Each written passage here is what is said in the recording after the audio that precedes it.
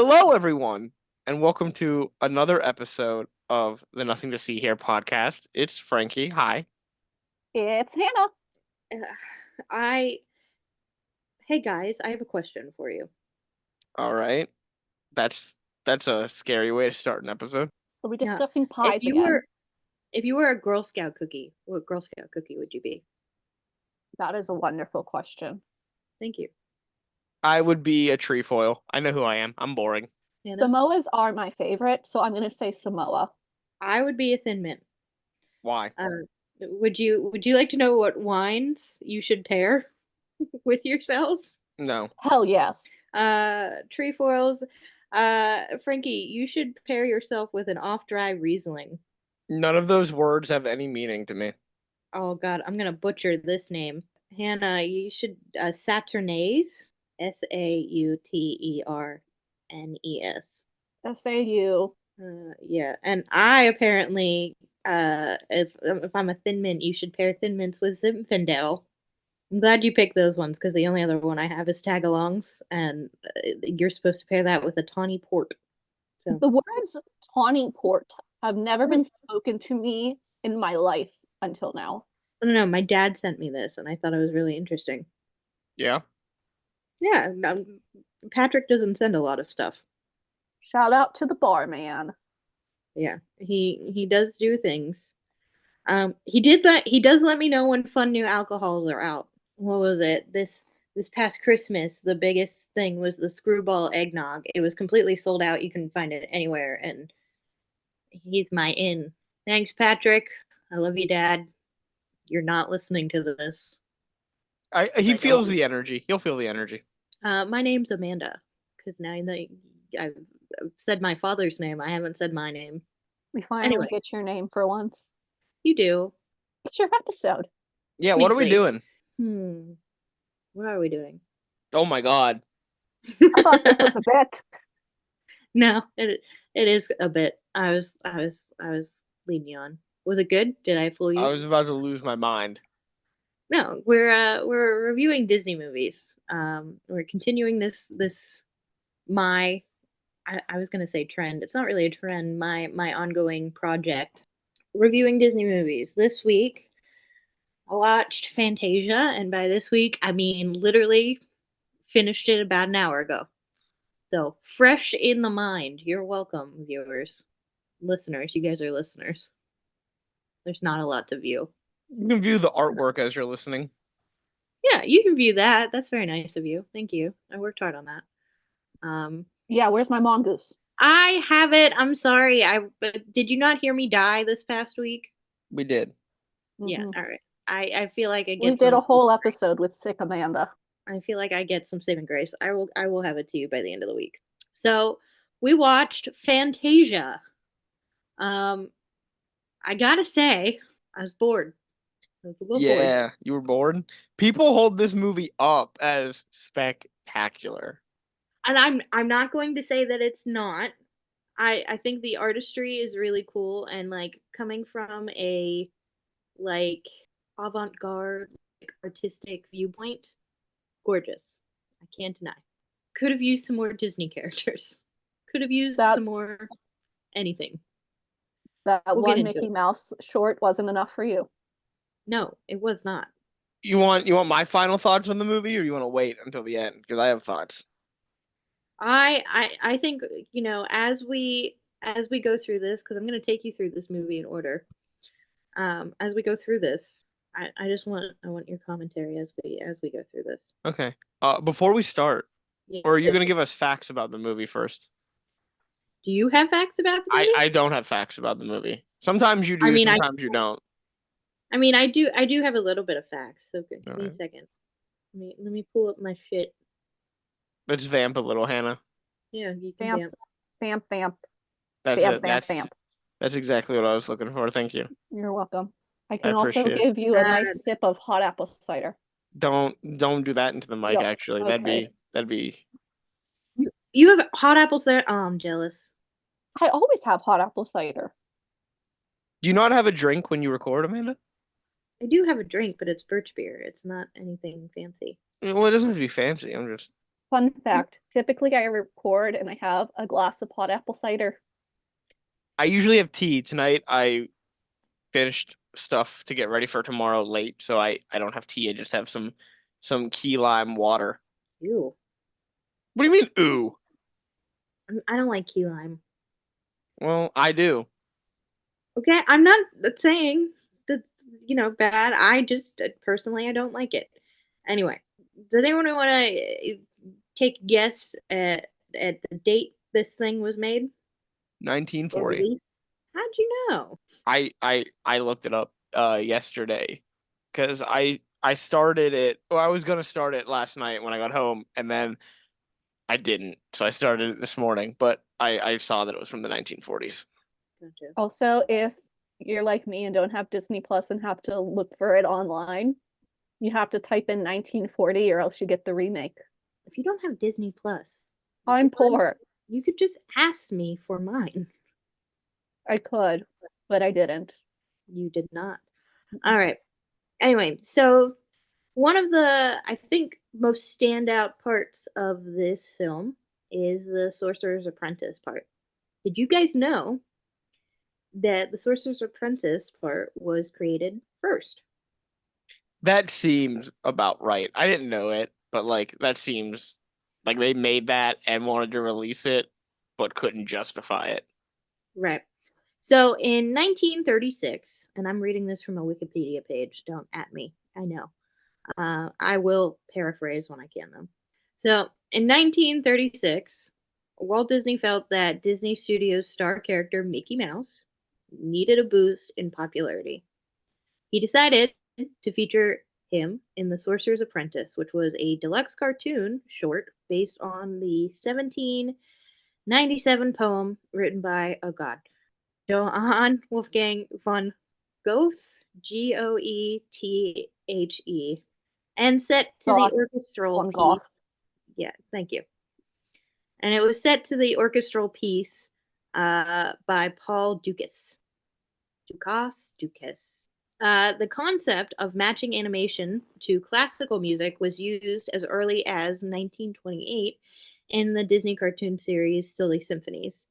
But Walt Disney wanted to go beyond the usual slapstick and produce shorts where sheer fantasy unfolds. Action controlled by a musical pattern has great charm in the realm of unreality.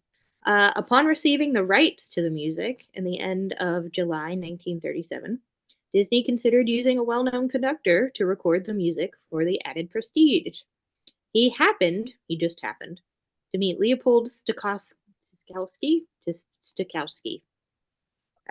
who was the conductor of the Philadelphia Orchestra since 1912, at a restaurant in Hollywood and talked about his plans for his short.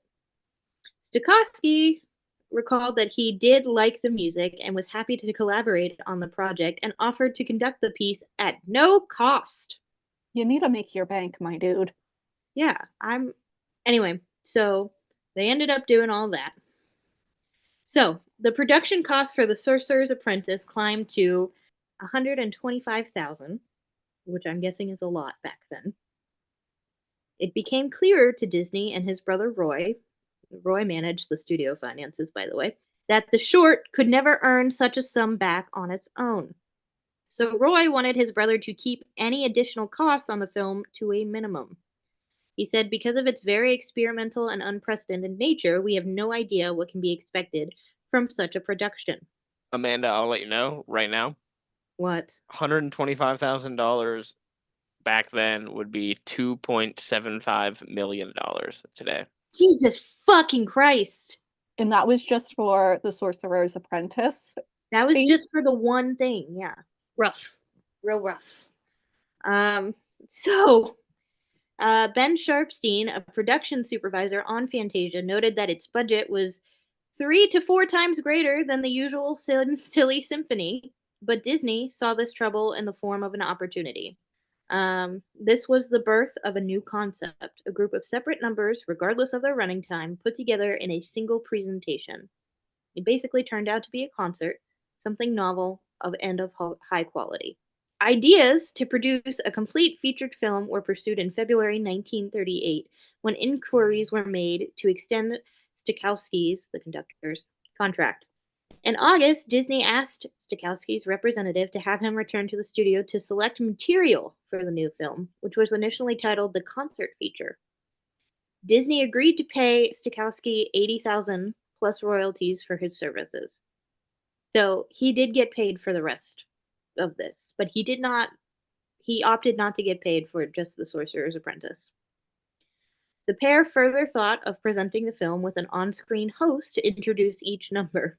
Both had heard composer and music critic Deems Taylor provide intermission commentary during radio broadcasts of the New York Philharmonic, and agreed he would be the most suitable for the role. Disney did contact Taylor about the project, but by then, work on Pinocchio, Bambi, and the development of his new Burbank studio kept him too busy to work on the new feature. In a change of plans, Taylor was asked during a call on September 3rd, 1938, leave to come to the studios as soon as possible. He left New York City for Los Angeles by train 2 days later for a month's visit and he was paid $1,440 per week. That's a lot of money. Per That's a week? lot of I would money love then. to hear that. I would love that. That's a lot of money then. I would love to get that now. So Taylor arrived at the studio one day after a series of meetings and began to select the musical pieces. Disney made story writers Joe Grant and Dick Humer gather a preliminary selection of music along with Stokowski, Taylor, and the heads of various departments to discuss ideas.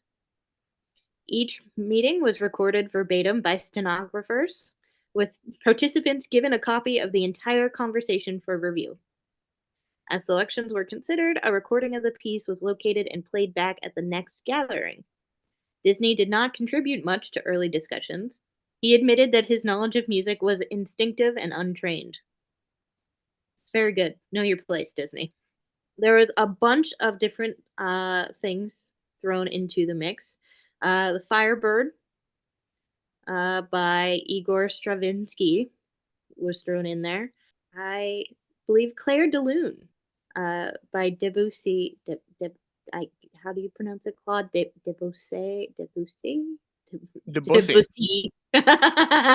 Just pronounce it the way you know you want to, all right? I don't want to be mean. We're not a family-friendly podcast. To who? Claude Debussy? He's not going to find out. What if his relatives finds out? Ooh, I'm so scared. I'm a I little hope they scared. laugh. Claire de Lune was actually. You know what? I hope they find out. It means they're listening to the show. Right. We probably get it so often they're used to it. That's fair.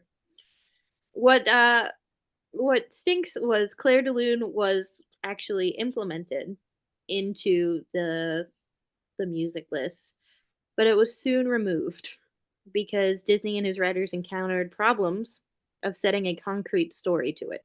Work continued on, and the new feature continued to be known as the concert feature or musical feature as late as November 1938. Hal Horn, a publicist for Disney's film director RKO Radio Pictures, wished for a different title and gave the suggestion Philharmonic Concert. Those are both the most boring names. Right? Stuart Buchanan then held a contest at the studio for a title that produced almost 1,800 suggestions, including Bach to Stravinsky and Bach and the Hybrowski by Stokowski. Still, the favorite among film supervisors was Fantasia. Yeah, it's a good name. It is a great name. Over 1,000 artists and technicians were used in the making of Fantasia, which features more than 500 animated characters. Segments were color-keyed scene by scene, so the colors were in a single shot would harmonize between precedings and following ones. Before a segment's narrative pattern was complete, an overall color scheme was designed to the general mood of the music and patterned to correspond with the development of the subject matter. The studio's character model department sculpted three-dimensional clay models so the animators could view their subjects from all angles. That's just smart. The live action scenes were filmed using 3-strip Technicolor process, while the animated segments were shot in successive yellow, cyan, and magenta exposed frames. The different pieces of film were then spliced together to form a complete print. A multi-plane camera that could handle 7 levels, 3 more than the studio's original model, was built specifically for Fantasia Fantasia has 3,500 feet of multiplane footage, more than Snow White and the Seven Dwarfs and Pinocchio combined. All this work and money and building of a new camera Mhm. just to make a shit film. I haven't even talked about Fantasound yet. That's the sound of me pouring some Fanta into my cup. I knew you were going to make a Fanta joke. So, the Disney brothers contacted David Sarnoff of RCA regarding the manufacture of a new system that would create the illusion that the actual symphony orchestra is playing in the theater. Sarnoff backed out at first for financial reasons, but agreed in July 1939 to make the equipment so long as the Disneys could hold down the estimated $200,000 in cost, equivalent to about $4.2 million in 2022. Though it was not exactly known how to achieve their goal, engineers at Disney and RCA investigated many ideas and tests made with various equipment setups. The collaboration led to the development of Fantasound, a pioneering stereophonic surround sound system, which innovated some processes widely used today, including simultaneous multi-track recording, overdubbing, and noise reduction. Fantasia helped basically bring surround sound to the world. At least I'm something good surprised. can come. What was that, Hannah? I was gonna say, I'm surprised Disney doesn't capitalize on that more. I feel like Disney today is like, we're the reason sound. What are words? What are words? I don't know. I majored in English, and I Disney don't know. invented sound. Disney invented sound, yeah. Surround sound. Disney invented surround sound. I feel like Kind there's of, yeah. someone in Disney like boasting about that. I mean, I kind of am, and I'm not at Disney. Yeah, but like Oh you're no, not. Disney should applaud themselves for that. Honestly, they should. They really, it's really cool. Mm-hmm. So Maybe they're saving it for when they're in some hot water, and then they'll Oh, you bust that mean out. in Florida again? Break in case it's in a break in case of emergency case. They have a press release already. Like, hey, remember when we did this? That's how they're gonna beat DeSantis again. Well, they already beat him. He's embarrassed enough. They don't have to do anything more to him. They could just to rub it in because it'd be funny. So, with that, would you guys like to get into this? Oh, Yes. absolutely. I would like to say something now. My thing. Yeah. I know this is only the third film, Yeah. but this is the first of the movies that came with a content warning on Disney Plus. I was just gonna read the content warning. Can I? Yeah, Please, Hannah. Well, I want to hear it. Hannah didn't get the content warning I because didn't. she watched it on her totally legal VHS copy. Correct, yes. I went to visit a relative who has a Disney VHS collection and watched it there. Yep. Uh-huh. That stuff's worth money. I wonder if she still has her VHS collection then. All right, yeah. What was the content warning? Because I didn't write it down. I have it. So, this is what it reads. You get a good 12 seconds to read it. This Make it program 30. Yeah. This program includes negative depictions and or mistreatment of people or cultures. These stereotypes were wrong then and are wrong now. Rather than remove this content, That's a lie. They removed some of it. They did remove some of it, and we'll get to that. But rather than remove this content, we want to acknowledge its harmful impact, learn from it, and spark conversation to create a more inclusive future together. Disney is committed to creating stories with inspirational and aspirational themes that reflect rich diversity of the human experience around the globe. To learn more about how stories have impacted society, visit www.disney.com/storiesmatter. Yeah, they definitely removed some of it and edited some of it. They did. They did. When we get to the pastoral symphony one, there's something that I remember. Let's start off with this, shall we? Starting off, blank screen opens up. The fun little instrumental medleys playing. I know that they wanted to make it feel like you were actually at a symphony, but it was really boring. This was a very boring introduction. Just a bunch of people murmuring, walking around, getting in place, and then the conductor just comes out. Which, by the way, I was in band back in high school. I have never seen anybody conduct like this man is conducting. He's putting on a show. He is putting on a show. I get it, but still. Anyway, that the Deems Taylor dude comes out, and I swear to God, for the longest time, I was like, this man, that's not his actual voice. That voice does not sound like it's actually coming out of his mouth. He has a cool It voice. is. He has a cool voice, but he doesn't like. I hear that voice and then I see him, and I'm like, that doesn't fit what I was imagining. Were you just imagining a disembodied voice? No, I wasn't imagining a bald guy with glasses. So he goes through this whole spiel, basically saying it's either gonna the pieces that are here are either going to be really fucking abstract, it's gonna tell a story, or it's just music to be music. That's kind of what I got from it. I absolutely hate Mm-hmm. the fucking abstract one. The first one. But that one, they The do first another one. one later on too. I hate the abstract ones though, because Which what? Are you talking they about the say, little character soundtrack? yeah, okay. So here's the thing. Here's the thing I have about this the abstract one, including soundtrack. I The love way soundtrack. the way they describe it is that they say music that will tell a definite story, music that doesn't have a story but conjures up definite images, and music that is abstract, as you put it, and doesn't conjure up any of it, but they suggest different things to different people, which I'm all for. I think music can do that, and especially classical music that doesn't always have like a ballet or an opera attached to it, so you don't have like images already in your mind. But I think that the ability of music to conjure a different image in everyone's mind, no matter what they're listening to, is great. And by putting these specific images to that music, I don't like that. If the idea is that it can conjure something different based on everyone's own interpretation of what they hear, I don't want to see someone else's suggestion. I want to use my own perception of the music.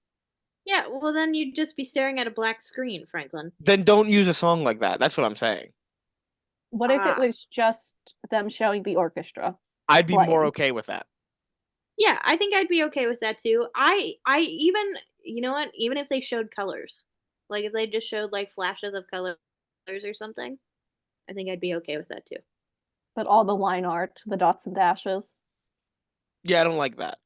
I thought it was kind of cute. I mean, there was the one part where the little violin strings look like rain and stuff. It was cool.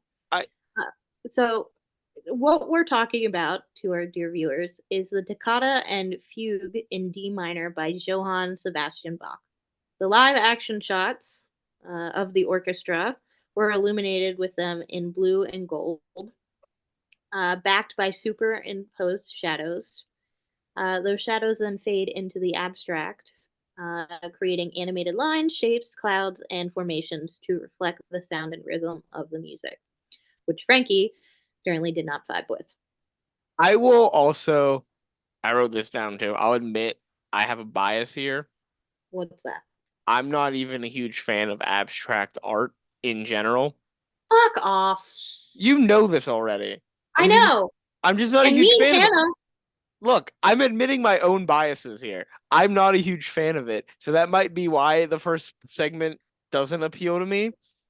But especially with a movie, I want a movie. I see movies to see a story be told. We had a couple stories told in this. I'm fine with those ones, even though I'm not fine with the movie overall, and I'll get to that later on when we give final thoughts. But I don't want just abstract images when I see a movie, even if they are moving. That's fair. But I will admit, I'll let the audience know Hannah, I'm do you have biased any against thoughts? abstract art. Oh, what were your thoughts on this one, Hannah? When the conductor dude was saying that some music is like tells different stories for different people, and it got into the abstract art scenes, I closed my eyes and envisioned a ballet instead. That's fair. That is always kind of what I do with classical music. In my head, I always see like a ballet, not necessarily an actual ballet production, like a real one, like not, I don't see like the Nutcracker going on in my head. I just see a random ballet dancer doing random ballet moves to the music. When I listen to classical music, I tend to like either imagine like a music video story type thing where like Mhm. nobody's singing, but like there's a story being told via music Yeah, video and I'm yeah. like creating it type thing. That's what I kind of picture in my head. Or and this is a fun little fact for our viewers. I'll just point this out. I have synesthesia. Anybody know what that is? Wired You together. associate colors with words. Yeah, every time I hear a sound, colors kind of show up in my vision. More of like my peripheral vision. When I close my eyes, I see them more like vividly. I thought this was normal for fucking everybody. I thought everybody saw colors whenever they heard somebody speak or listen to music or something. And then I got to like high school and like I think I was 17. I remember like somebody had brought up the fact that, some people or no, you know what? Somebody was like, Lana Del Rey can see colors or can hear colors. And I was like, can't everybody? And everybody looked at me like I was insane. I mean, you are, but Yeah, so that's a little fun fact about me, which is probably why I enjoy abstract art so much too.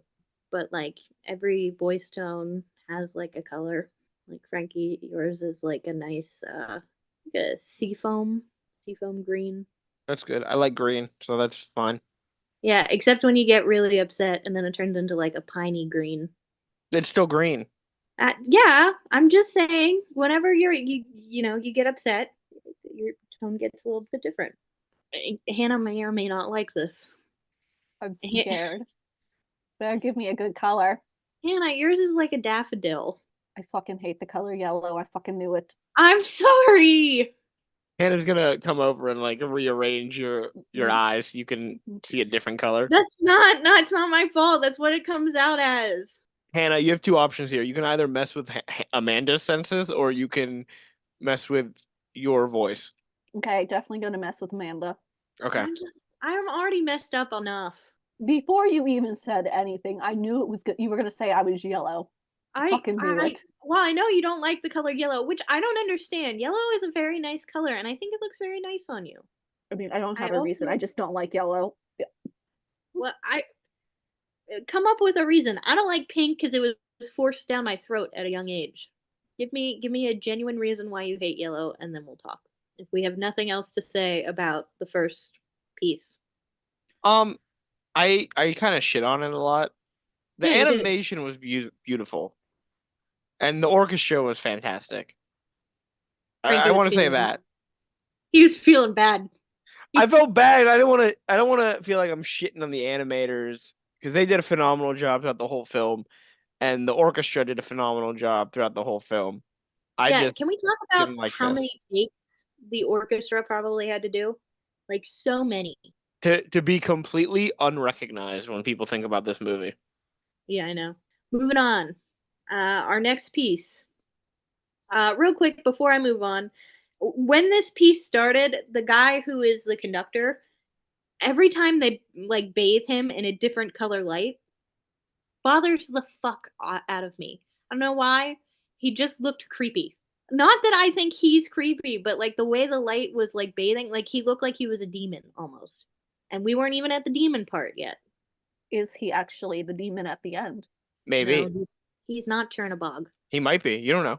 He's not Chernobog. Chernobyl could have taken a human form. So next up is the Nutcracker Suite by Tchaikovsky. Real quick, the guy who was doing the introduction, Deems Taylor, uh, he was like, he mentioned that I'm sure none of you have ever heard of this. It's very like unwell known or something like that. Like very, he was being sarcastic, but I No, he didn't wasn't. recognize. He wasn't being sarcastic. Are you serious? So I do know a little bit about this. Tchaikovsky, he was right, hated the Nutcracker. Yeah, I know that. But the Nutcracker, when it was first performed as a ballet, was criticized so heavily that one of the critics, I think it was for the New York Times, said that it was a ballet devoid of anything that makes a ballet good. And people, and it that like killed the Nutcracker as a ballet. It wasn't until 4 years after this, in 1944, when they tried to bring it back as an actual ballet, and it became the version that we all know now and started to become popular. Interesting. So So yeah, he wasn't being sarcastic because it didn't read as sarcasm. yeah, back then it was the Nutcracker as a ballet was considered something no one would ever try again because it was so bad when they tried it before. Thank you, Frankie. Which is why it's so funny because you don't see any of the imagery that you would think of when you think of the Nutcracker. Because we all grew up in a world where it's super popular. Incorrect, Frankie. The fairies at the very beginning were giving me Barbie and the Nutcracker. Well, all right, maybe When the maybe when flowers were doing the very fast dance, I felt it was very reminiscent of the ballet. So, real quick before we get into it, the Nutcracker Suite. This is selections from the 1892 Ballet Suite underscore, depicting the changing of seasons from summer to autumn to winter. A variety of dances are presented with fairies, fish, flowers, mushrooms, and leaves. These all include the Nutcracker Suite includes in this iteration the dance of the sugar plum fairy, the Chinese dance, the Arabian dance, the Russian dance, the dance of the flutes, and the waltz of the flowers. First and foremost, these fairies that show up, put some fucking clothes on, fairies. Put some fucking clothes on. hey No one hey, wears clothes in this film. we don't just slut shame the fairies. All right, I'm not slut shaming them. I just want them to put clothes on, don't be prudish especially about the because they're fairies. no. This is why I'm saying it, and I'm saying it for very logistical reasons. They're turning shit to spring, right? It's cold out. Put some clothes on. It's cold. They're preemptively ready for the warmth. Then take it off later. I do very much like how these fairies are drawn. If you guys will recall, in one of my previous episodes, I discussed a little movie called The Sea Prince and the Fire Child. Malta, who is one of the fire children in that movie, very much is reminiscent of these fairies. Very much enjoy this. By the way, the thing that struck me in this first part with the fairies was how long it fucking took them to put dew on a spider web. If it takes you that long to put dew on the spider web, leave it the fuck alone. We don't need dew on a spider web. No, I like the dew on the spider web. It reminded me of sheet music. This is one of my favorite scenes in the whole film. It Or is really pretty. segments, I guess I should say. I like their version of the Nutcracker. It is very pretty. Moving on to the Chinese dance. All right, I'm gonna be honest. I was watching it and I was like, oh, look at the mushrooms. They're dancing. They're dancing. And then my mom was like, those are racist mushrooms. They have slanty little Asian eyes. To be honest, I didn't notice that about the mushrooms either. Are you serious? Oh my God. No, I didn't. Look at it again. I now that I don't have to look at it again. I do remember what they look like, and yeah, now I see it. But like, I didn't picture that. What I saw the content warning, and I already knew what part I was like, oh yeah, this is where it's at. So I didn't notice that about the mushrooms. I had the Yeah. same thoughts, Amanda, as you did. My initial thought was, oh my God, they're cute. And look at the tiny one. Yeah. And then the longer I watched it, I was like, what are those dashes supposed to be? Are they supposed to be eyes? Oh, wait, this is the Chinese dance. Dance. Oh, no. Oh, and Yeah. then it was like, I felt bad because I'm like, they're so cute. And I'm like, oh, no, no, no. This is Yeah. a little problematic here. So I did kind of look up in a way like what this was supposed to be based off of. And yeah, it is the Chinese dance. The mushroom, like the heads of the mushroom, are supposed to be kind of in the shape of the Asian conical hat, which is a style or shape of a sun hat that's notable in modern day nations and regions of China, Taiwan, Bangladesh, Cambodia, India, Indonesia, Japan, Korea, Malaysia, Myanmar, Philippines, Nepal, Thailand, and Vietnam. There are some racist connotations there. But I very much, when I first saw it, was like, oh, the mushrooms are really cute. And then the more you look, the more problematic it got. Content warning makes sense. Still not the most racist thing in this film, though. Moving on, unless anybody has anything to say about the mushrooms. Nobody was going to make a penis joke? Only you. Really? Next Maybe up is the maybe flower Dick Humor will scene. appreciate your joke. Ha ha ha ha ha ha ha ha ha ha. Do you not get that? You don't like that play on words? I get it. I get it. Yeah, it was Next up is the Arabian dance, which is the flower petal one. I'll be honest with you. When I watched this, I was very much like, how are they going to make this racist? I was shocked they didn't. I was also very shocked that they didn't. Unless I'm missing something. I actually like this one. I thought it was really cute that they kind of became people in a way. I don't get the water though. Water ballet, Is a water ballet a thing that I need to know about? like synchronized swimming. Ah, I'm guessing the flowers led us to the water because it then leads us to our next scene with the sexy fish. This is the second Disney film in a row with a sexy fish. Yeah, I, the sexy fish. Can we not? Disney only knew how to draw one type of fish. Walt loves sexy fish. There are so many of them too. Like and their tails are so long, like their fish tails are so long. It reminds me of like my cat Rice Ball whenever she's trying to like get one of my male cats to do something that like she wants them to do. She'll like rub her tail along like their face or whatever. Like that's what I was picking up here. If I'm honest with you, the sexy fish took me out of it. It took me out of the whole movie. I was good up until the sexy fish. At this point, I started getting bored, so I busted out my word search book to play while I watched the film. That's fair. I actually, funny enough, right before the dinosaur one, or like right at the very beginning of the dinosaur one, my power went out for like a good 5 minutes. So the Wi-Fi wouldn't load. And there was a part of me that was like, oh, thank God, a reprieve. Intermission time. No, because we have an intermission in this. Don't get me started on the fucking intermission. Right. We'll get to that. Next we move on to the Russian dance, which is so not stereotypy. Why are they weeds? Why are they weeds, Frankie? I don't know. Ask Walt. I He's didn't direct dead. the film. Well, go down and Break find out the his head. Ouija board time. Break out the break out the head from the vault and go, hey, buddy, what's up with the weeds? What's up with the weeds? And then when you're done asking him about the weeds, put them back in. Gotcha. We could just ask why so many racist stereotypes Well, in this film. I think we know why. Oh, we know why. But I want to Uh, hear it from the bodiless head. moving on from the Russian dance, we're coming back to the fairies. They're busy making stuff. Autumn. I will say, apparently Fantasia walked so that Barbie and the Nutcracker could Oh run. my god. Jesus Hannah? Christ. We're going to review Barbie and the Nutcracker one day.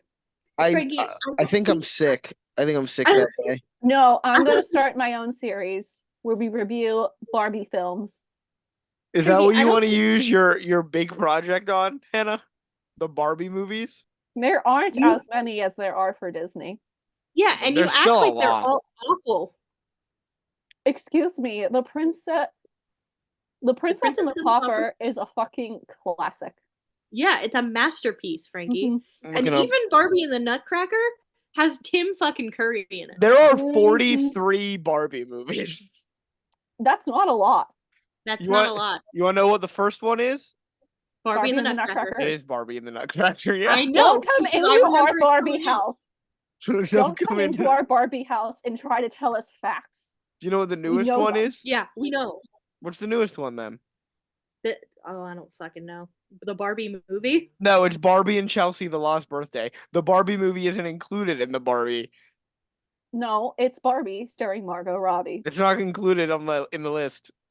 Your list Well, is the wrong. list is wrong. There's also a German one That's a long story. called Barbie Video Game Hero. Sorry, go on. Yeah. I fucking loved the Barbie video games. I had Barbie Beauty Boutique, and I would play that non-fucking stop. So don't want to hear it. Anyway, I would gladly review the Barbie movie. That movie still holds up today. The Not what we're Margot talking about, Robbie though. movie? Yeah, it does. No, It no, just no, came no, out. no. The Barbie and the Nutcracker movie. Perhaps Oh, for okay. Christmas we'll talk about Barbie and the Nutcracker. Yeah, we should do that. We should do that. Yeah, the fairies here walked so that Barbie and the Nutcracker fairies could run. Moving on, the fairies from autumn then turn into winter fairies. And the only thing that I could think of is, man, these girls don't need ice skates, which is dope. Do you know how hard it was when I was a figure skater to have to take my ice skates on and off all the fucking time? It's at least a 2 minute thing. At least 2 minutes. And they're so pointy and like precise and stuff. That's kind of cool. I thought they looked like little bitches. Oh my They god. probably are little bitches. Tell me that you kind of don't want to be a little bitch. No, I want to be an autumn fairy. No. I'll be a winter bitch. Frankie, if you were a fairy, what would you be? Dead. You're mean. I love the winter fairies, how their tutus become the snowflakes That was very nice. towards the very end. And that's all I got for the Nutcracker Suite. Moving on. The Sorcerer's Apprentice. Yeah, baby. Amanda, Alright, I this is think you know this, but I want to quiz Hannah. yeah. Hannah, do you know what the name of the sorcerer is? I do Can not I- know the name of the sorcerer now. It's Yen Sid because it's It Disney is. spelled It's backwards. yeah. It's Yen Sid. 2 words, which is just Disney spelled backwards. Okay. What a stupid name. Hey, leave him alone. By the way, guys, the trailer just launched for Epic Mickey's Rebrush coming on the Switch. Can't wait. I fucking loved Epic Mickey when it came out. It was a fun game. It was fun. It was super fun. So, Wasn't Donald Duck originally supposed to be the sorcerer's apprentice? I think you're correct. Like, I feel like I've heard that rumor. Like, I've seen that floating around the internet. I've definitely seen it on TikTok or something that it was supposed to be him, but we read, or I read that apparently Mickey Mouse needed more screen time, more popularity. The first Yeah. time we're seeing him on the big screen. I will say, the Mickey that they animated in this, fucking adorable. He looked like a little baby. Is it just me? Like he looked younger than He looked young. He looked like he was only 20. No, he looked like he was like 14. Like And he, this segment inspired everyone's favorite Nicolas Cage film. So, did none of us remember that film? Hey, guess what? We're gonna eventually watch that film. yeah, I know. Did you know in that film the Chernobog was actually supposed to show up, but they saved it for the sequel, and then it did really poorly, and they never made a sequel. Yeah, that's I've fun. never watched this film. You shouldn't. for It's you. bad. It's bad, but we're going to. We'll didn't come get out- there in 80 years. Yeah, it didn't come out till 2010, so we got some time. I might watch Yeah. it just for fun Anyway. to torture myself. Sorcerer's Apprentice. We kind of know the drill. Yen Sid. I'm gonna call him the sorcerer because that's a dumb name. The sorcerer was doing some sorcery stuff, then decided he wanted to go take a nap. Meanwhile, he was having Mickey lug some water pails. So when he went to bed, Mickey stole his hat and made a broom come to life and pour water. I'll be honest with you, it's been a while since I've watched this. I remember him like making a bunch of brooms on purpose. Like I thought that it wasn't just one; it was a bunch, like right off the bat. I was incorrect. It only becomes multiple brooms when the room starts to flood, and he decides he's going to take an axe and chop the broom into little tiny pieces, and then the pieces turn into multiple brooms. So, 2 things. Yeah. 1, Mickey murdering the broom is fucking brutal. Hey, he didn't know what to do. 2, what was he supposed to be filling? Like, was he just filling a well? What was this job Mickey was supposed to be doing? I That's thought it was a fair point. I thought it was a cauldron. The guy said it was a cauldron. Like the narrator dude said Dick it was a Humor. cauldron. His name's not Dick Humor. His Yes, it name's is. No, his name's It's- Dick Humor. It's James Taylor. Look Who's it up. Dick Humor then? Dick Humor was just one of the animator people. or one of the people working on it. That's upsetting. Sorry, go on. It's James Taylor. Anyway. I'd rather be Dick Humor. Yeah. Anyway, but Because when you first see Mickey carrying the water, it's like I thought he was going to be like mopping the floor, nope. and then he's filling a stone well, not a cauldron, a stone well. Like, what is that? What is that purpose? What is that thing?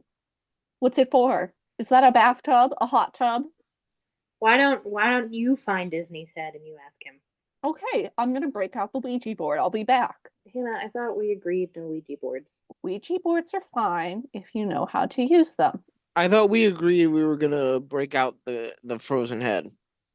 Okay, we'll just unthaw his head. Go straight to the source. This is probably this is the whole reason I think we watched this film. This segment right here. Not me. Well, for me it was Chernobog, but like whenever people watch this film, this is what they think of. And for good reason. I mean, this was made and then they were like, "You know what? Let's make a whole film around it." And boy, were they incorrect to do that. They should have just made The Sorcerer's Apprentice. Like, just made that a whole feature-length film. I feel like you get bored. I feel like I got bored. I would rather get bored seeing other stuff and be entertained for this one segment than just watch Brooms for a good. This movie was 2 hours. Hey. No, you would expand on the story. It wouldn't Yeah. just be the brooms. You could include mops.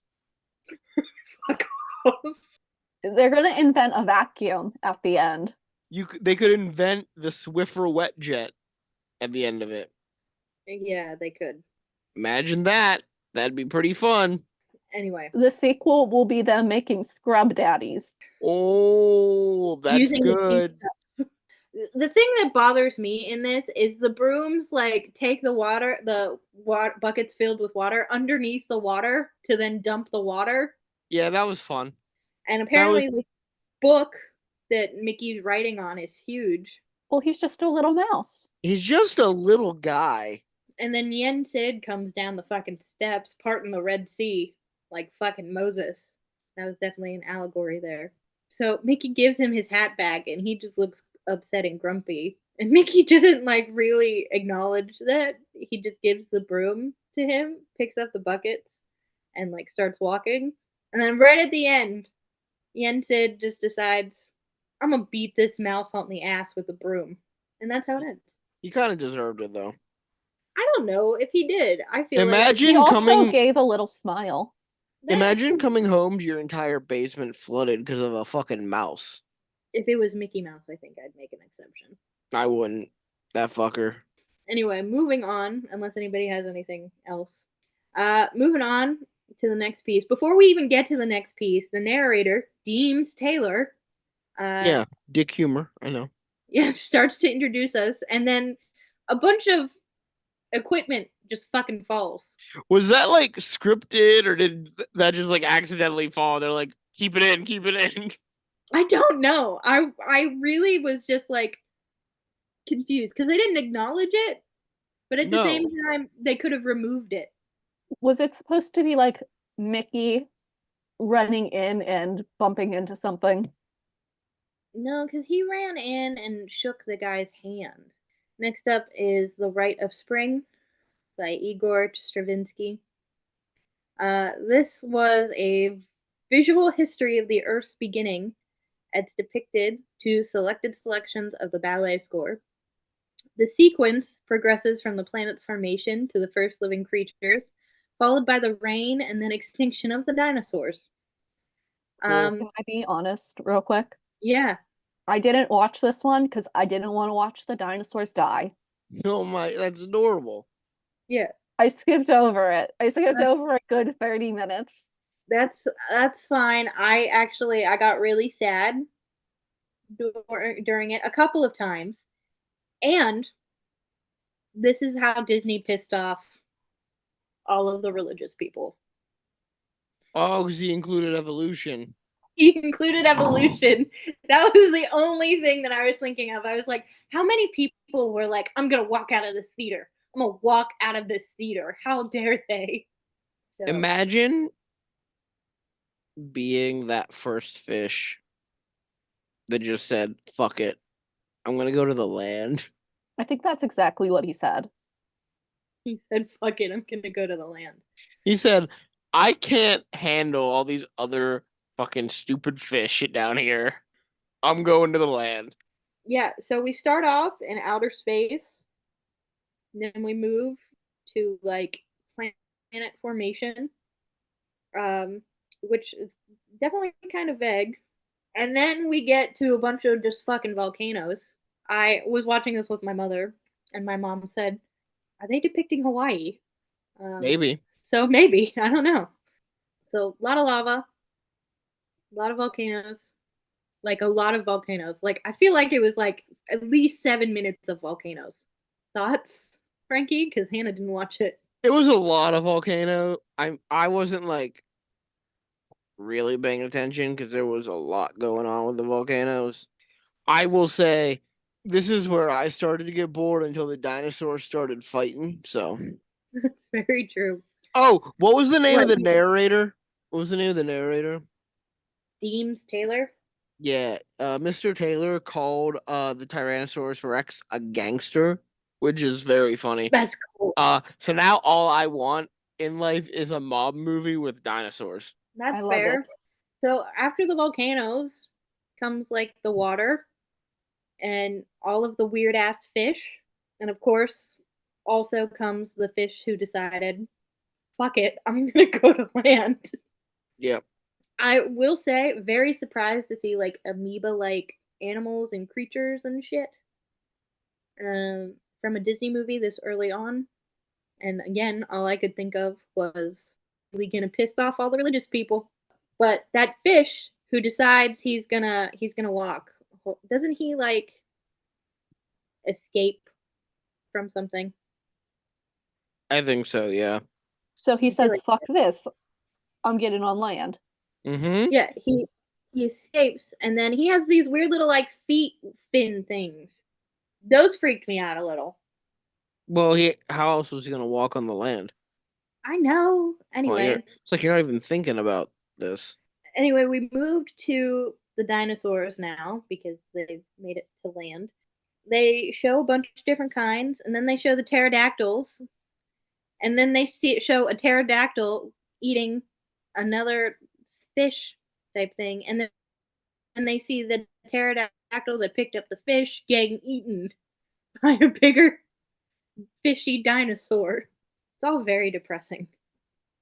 I'm They glad I show a skipped weird this one. sloth-like reptile with feathers that fly around. You know what else I noticed in this one, Frankie? All of the dinosaurs kept trying to eat the other dinosaurs' food that was already in their mouths. It's called survival of the fittest. That's just rude. Get your own. I love the little baby triceratopses. They were really cute. And then we get to the T Rex, who decides, like, I was watching this and I'm like, oh, the comet's gonna come. When's the comet gonna come? Because they all like looked up to the sky, and then it turns out it was a T Rex.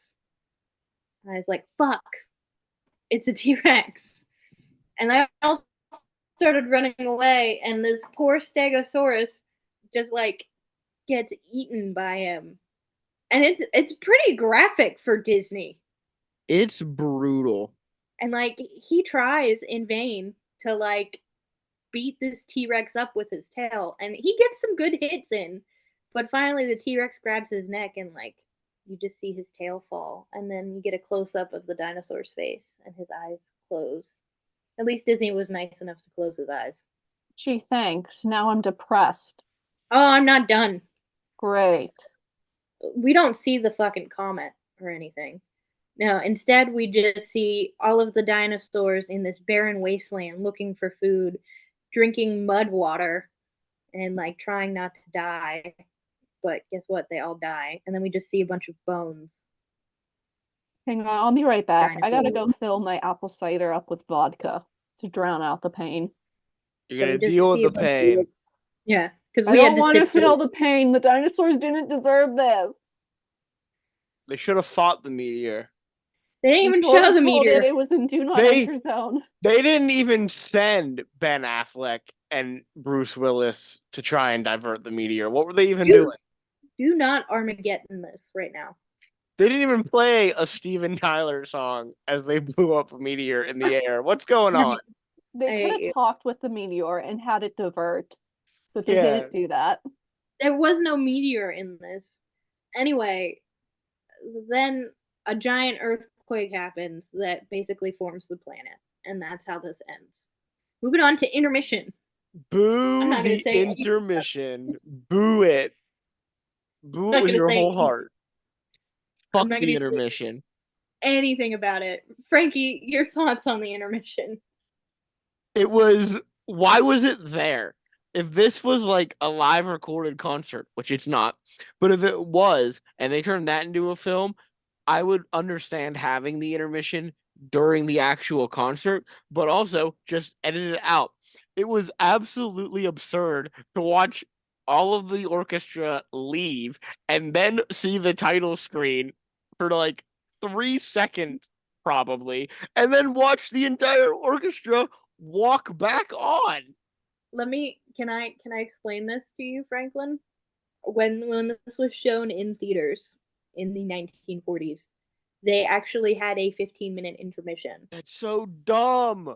So they So everyone stopped. could Why? go console their crying children about the Yeah, so dinosaurs. everybody could have the talk to their children about, Grow that up, didn't really children. happen.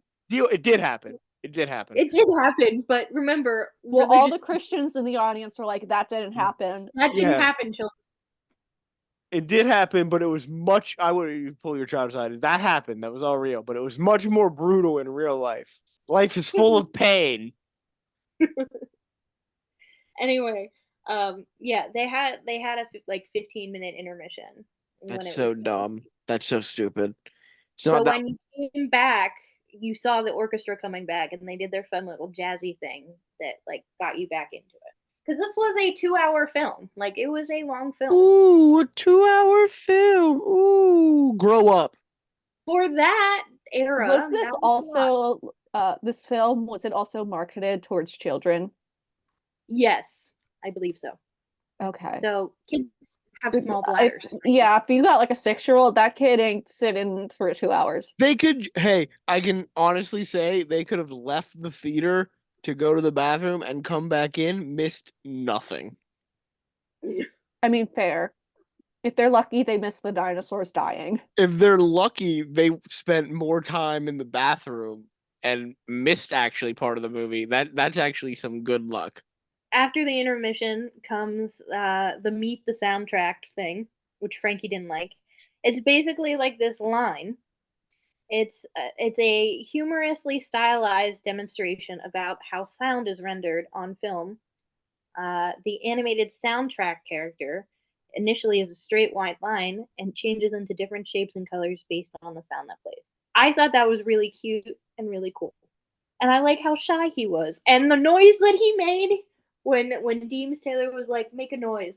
And the first noise he made sounded kind of like a fart. I'm And shocked that you like the fart noise. Shut up. The Pastoral Symphony. Yikes.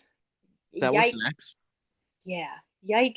Yikes. Yikes. Yikes. Yikes. Yeah, this is the reason for the content warning. Yeah, this is definitely the reason for the content warning.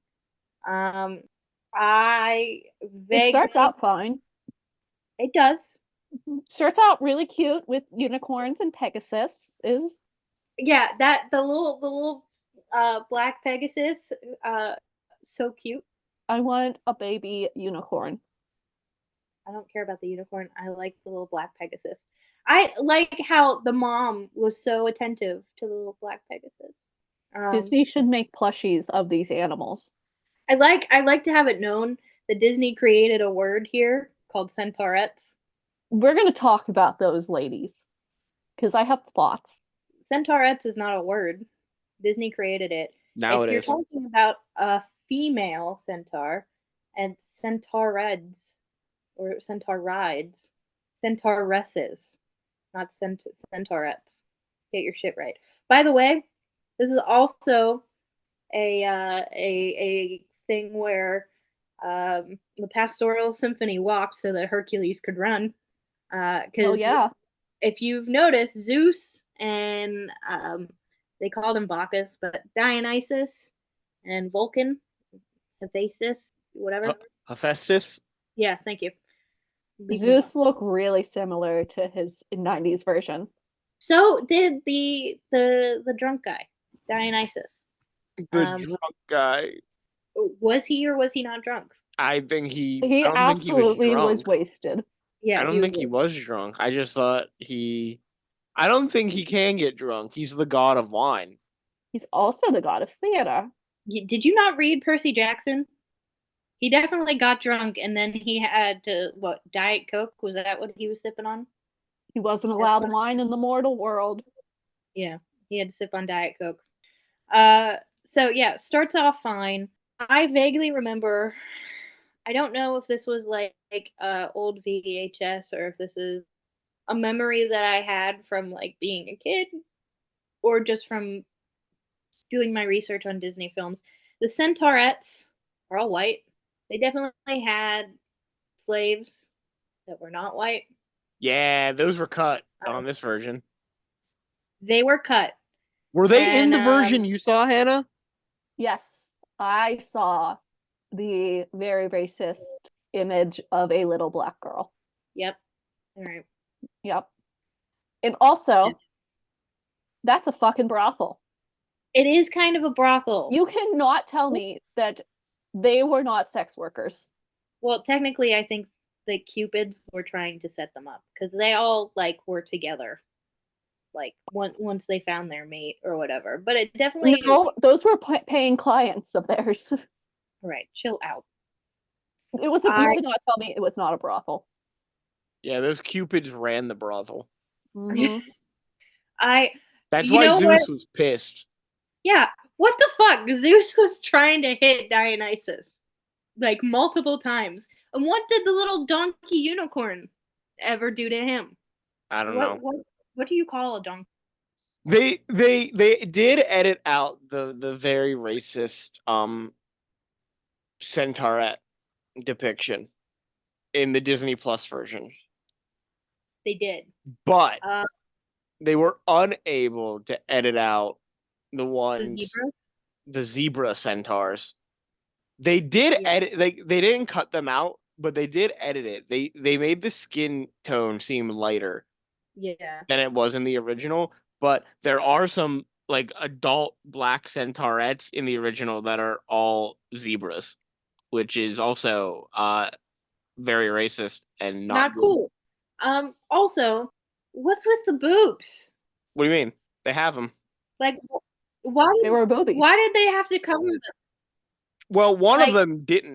Yeah. Well, when we first see all of them, nothing's covered. And like there's no nipple, but there's definitely boob. And then everybody then has like tastefully like leaves or flowers or something covering their boobs. I stand by this. Is it just me? But do the male centaurs look fucking weird? They do. They look weird. I will say, you know what I do like about this? I like the Cupids playing hairdresser and like making little weird ass hats. Like they get bark from a tree, tie some rope around it, and then put flowers in it. And then they make birds sit on this one girl's head.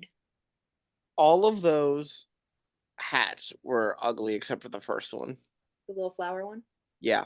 This was just all in all not good, not cool, a little weird. And also, I have a big problem with the whole winemaking thing.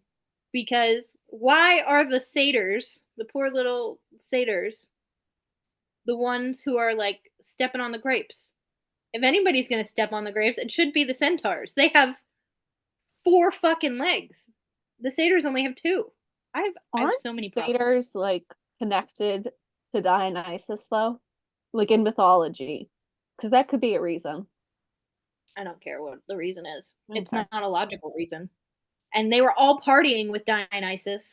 I will say, favorite character in here besides the little baby Pegasus, is the unicorn donkey, the donkacorn. The donkacorn. What are you gonna call him? I don't know. Yeah. By the way, Zeus is fucking mean in this. Zeus is mean and lazy. Because immediately after he has his little temper tantrum and tries to like hit Dionysus with lightning bolts multiple times, mind you, he then rolls up on his little cloud, kicks his sandals off, and goes to sleep. It's tiring to have a temper tantrum. You know how like when toddlers have one, they have to take a nap afterward. It takes a lot out of you. Yeah, I definitely see some correlation between the Greek god um, portrayal in this and in Hercules, which by the way they called Zeus, but then they called it Vulcan and like Bacchus, which those are the Roman names, and Zeus is a Greek name. Pick a fucking lane, Disney. That's it. That's all I got. What is next? Oh, the Hello Mother, Hello Father one. I Okay. forgot about this one. So this one's called The Dance of the Hours by oh god, Ponticelli. Ponticelli. I know. I'm gonna try. You got to say it with confidence, Amanda, and I'm we'll not. all believe you. Anyway, uh, um, so this is a comic ballet in 4 sections, with morning being the ostriches, the afternoon being the hippos, the evening being the elephants, and the night being the alligators. The finale finds all of the characters dancing together until their palace collapses. I love Um, this one. real quick, all of the leading character animals have names. Does anybody They know do. the names of them? Helga Hippo, Absolutely not, but close. Heidi It's Hippo. it's Hyacinth Hippo, I like and Helga I have better, I have met Hyacinth Hippo of at Disney course. World. I have also met Madame Upanova, who's the ostrich. I love Madame Opera. She's an Uh, icon. She's a legend, and she is the moment. I don't know. I like Hyacinth the Hippo better. Elephantine, and then Ben Alligator. Ben Affleck. Ben Alligator is his name. I'll be honest with you. This song was playing. I kept thinking of the "Hello Mother, Hello Father," a letter from camp from Alan Sherman song. I would Ever sing heard it, that? but I don't want to. Hello Father, here I am at Camp Granada. No. You should listen to it. You Listen to should. it one more time. Don't listen to It's it. very I'm not. I liked it. When I grew up, I used to listen to it. My dad had this like funny gag album CD that was on there along with a song called The Streak. And it was just a guy who went streaking. Your And it was, dad exposed Maybe you to some weird media growing up. I have to look up this CD. There were so many different maybe they should have songs. played that song for this movie, The Streak. There was also a song on there that was like, I don't like spiders and snakes. What was the other one? They're coming to take me away, haha. That one freaked me out. Let's get back to Disney. Ah, the polka dot bikini was also on there. Yeah, this one, I feel like this one might have been the least problematic one. This one was just fun. Yeah, I enjoyed this one a lot. You know what? I think Hyacinth needed to stop playing hard to get a little bit towards the end. Let Let the her live alligator her life. just he honestly he put a lot of effort into chasing after her. If I was a man, I don't know if I would put that much effort into chasing after somebody like me. I mean, he was running around pillars and palaces. Although he did probably freak her out a little bit with his troop of alligators. But to be fair, I think they all had troops of people. So I guess that's not that weird. That leads us to the last album. Yeah, let's go. Or did I call it the last album? Yeah, I don't care. Who cares? The Let's last go. the last thing. Uh, this is my favorite. It's my favorite too. Just because Chernabog is one of my absolute favorite villains. If they make a Disney villain theme park, they need to make a roller coaster where he's like the center attraction. Tell I me that would be have dope. I have a Chernobog Funko Pop. So this is Night on Bald Mountain, which is by Modest Musagorski. Ski, Modest Mouse. We all know. along with Ave Maria by Franz Schubert. Um, honestly, didn't really care about the Ave Maria part. No. Oh, the Ave Maria part's so good. Are you kidding? No, I'm not kidding. I think this whole segment is the most brilliant work of the entire movie. I got bored with the It Ave Maria. No, it's great. It starts with Chernobog, right? It's so dark and foreboding. Chernobog has such a menacing design too. It's so simple looking, but it's like he's so frightening. And I then don't know. He's kind of sexy to me. he kind of takes over, right? He's about to like destroy the world as a demon. And then you hear the bells and they start playing Ave Maria. And I love that Ave Maria, the song that defeats this mighty demon Chernobog, is the only vocal work for the entire film. That actually bothered me. I think it's brilliant. That bothered me because, like, from the song choice with Night on Bald Mountain, you could just feel like the intensity and like the villainous, like the darkness in it. The only way I got that was through the stupid songs, the hymns or whatever, and the humming and stuff. I would have liked to have gotten that from the music itself, not so much from like the vocals. I love the vocals. But fucking loved Night on Bald Mountain. Um, hey guys, want to let you know we saw some nipple on Night at Bald Mountain. Did we? We There's did. some titty. We got tits. We got tits. I think from a harpy. So there's that. Um, yeah, I loved especially like the ghost, the spirits kind of coming out. The animation in it was just so beautiful. I also, you know what? If I had wings, I too, whenever like I'm just fed up, I would also cover myself with my wings and just like go to sleep. For those of you who are like, what the fuck are we talking about? So this is based on Walpurgis Night, which is basically Saint Walpurga Eve, which I'm guessing is like a night for demons. The giant devil, Chernobog, awakes and summons evil spirits and restless souls from their grave to Bald Mountain. The spirits dance and fly through the air until they are driven back by the sound of Angelus bells as night fades into dawn.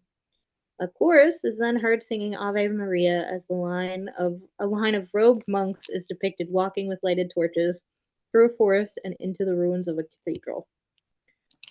I will say, I got a little bored seeing the monks walking. I can only see so many monks. And then as we got towards the end, there's like a single like line on the screen and it slowly opens up wider and wider and wider. I think they just gave birth to the audience. We were in a vagina this then. I don't think we were. That's what That I was think. a choice. And with that, Fantasia ends. Thank So God. that seemed like your favorite part. So. Yeah, I love that, but I hate the movie. God. It's too long. It's just too long. I agree. It's too long without any substance. I think Yeah. here's what I wrote. You ready? I'm ready. I think almost all of the segments they made work as great shorts. If they were like at the beginning of a Disney film I went to see, I'd love it. And if they sold a compilation DVD of like, hey, we have all the, you know how they do with the Pixar shorts? Yeah. They sell the compilation DVDs every so often. If they did that with this, I'd love that. It'd be great. But as a feature length film, I think it's terrible. All the animation's beautiful. The music sounds great. The way they tie everything together with the synchronization between them is amazing, but it doesn't work as a movie. Objectively, there's nothing wrong with this. It's just too long. It's too long. There's nothing that ties any of it together. It just feels like they said, "Oh, this is like really good music that we like that people know. we're gonna use these songs, which like I get that, but also there's no through line there, so it was all disconnected.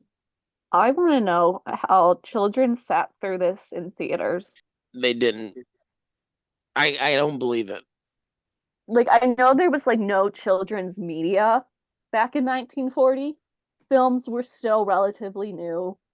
There weren't, Disney only had two feature-length animated films prior to this.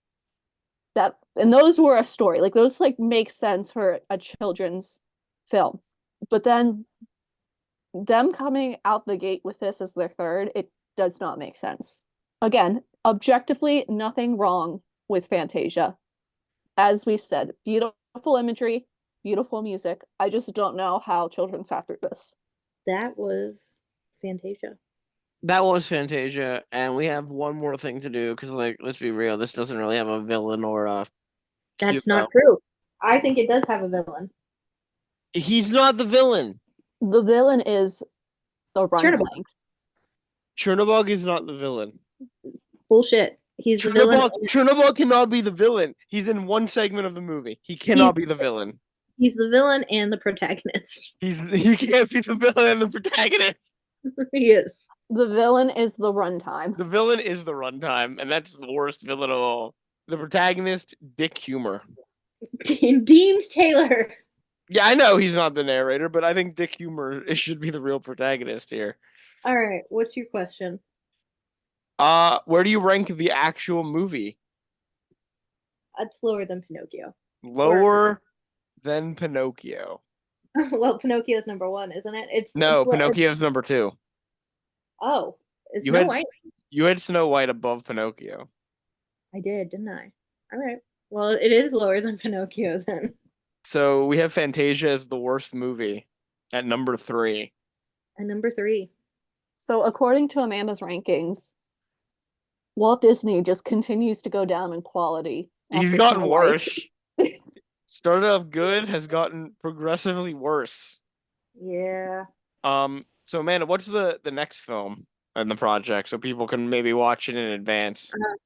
That would be The Reluctant Dragon. The Reluctant The one Dragon. The one that I thought was this week. From The Reluctant Dragon is really interesting.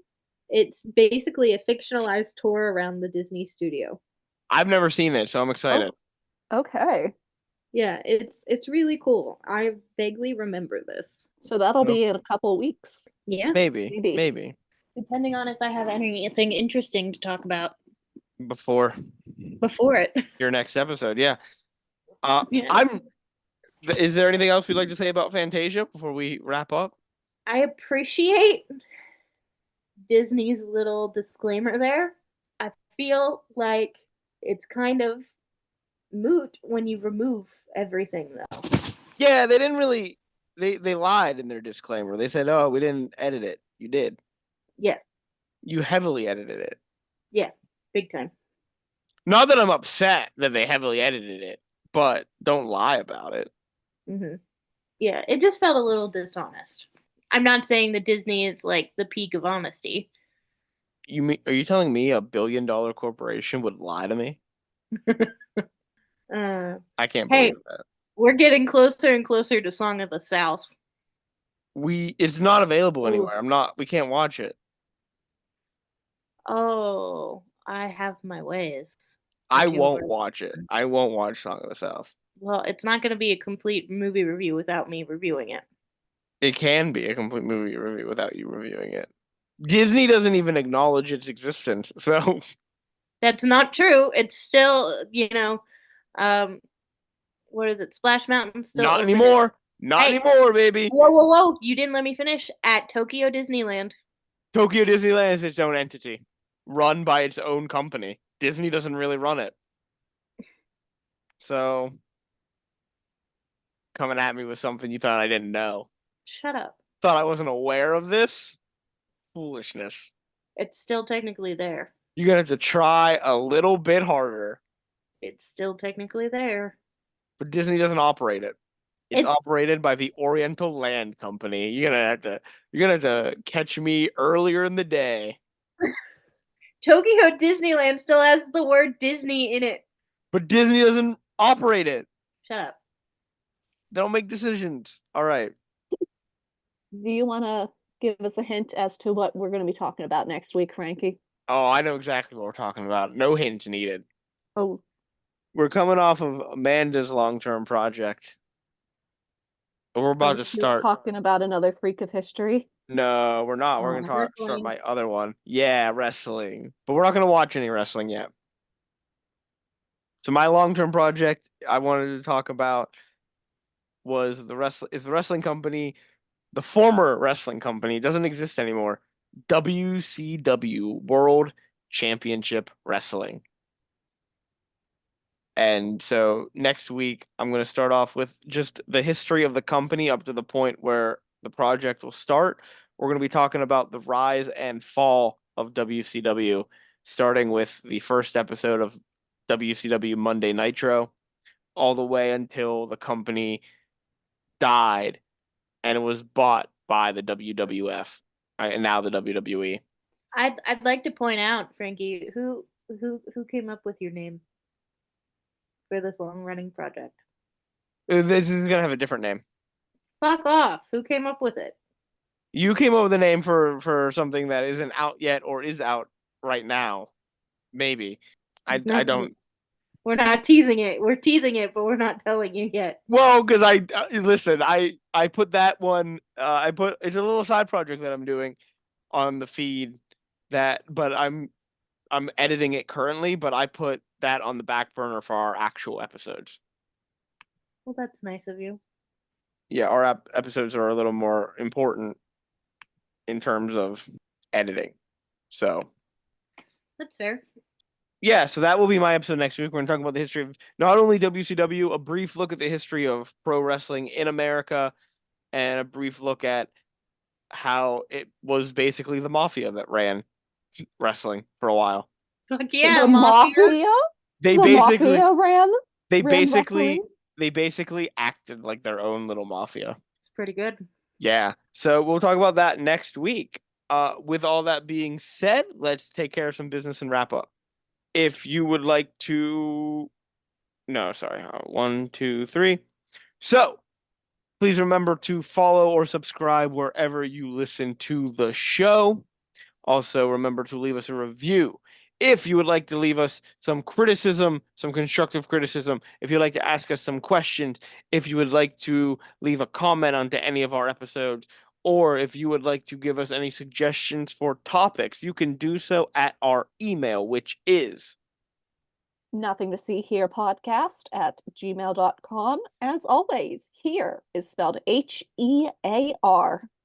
if you would like to see funny memes created by Hannah, some fun artwork done by Amanda, and take weekly quizzes on our episodes every Friday afternoon, you can do that at our Instagram, which is Nothing to see here pod. I was so tempted to draw Frankie as one of the centaurs. don't. I think you shouldn't because you still haven't gotten me my mongoose picture of Frankie. Hey, it's That was due I can 2 weeks ago. I can give you the line art unless you want it colored. I think we want it colored. Remember to share the show with anyone you would think would enjoy it, anyone you hate that you think might not enjoy it. Share it with your friends, your enemies, your family, your pets. Leave it on for them when you leave the house. That's all the business to be taken care of. So, with all that being said, this is Frankie. Goodbye. It's Hannah and Truffles. Truffles is here with me saying hello and good night. And I'm Yen Sid. All right. That's a great character name. All right. Bye. Bye, guys. Bye.